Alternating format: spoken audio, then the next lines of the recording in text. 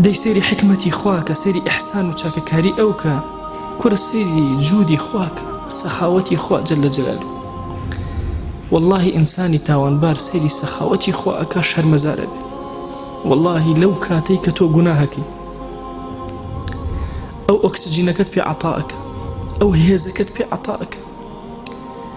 والله جاری وهەیە لە شوێنێکی پەنهانە خۆت شاردوێتەوە کەس نەوبینێ، ئەو سەتریشە ئەکا ئەو شارێتەوە، نەهێڵێ کەس بتبینێ، گومت ئەکا لە پێش چاوی خەڵک. دەی سێری وشەی ستیر بکە ئەم خوایە چەند بەڕەحمە و چەند ستیرە لەگەڵ تۆیە، چۆن ئەو شارێتەوە. لە دوای ئەمەش بێئەدەبیت کردووە، خوات سیر نەکردووە، ئەم گوناهات کردو عەفوشت دەکە.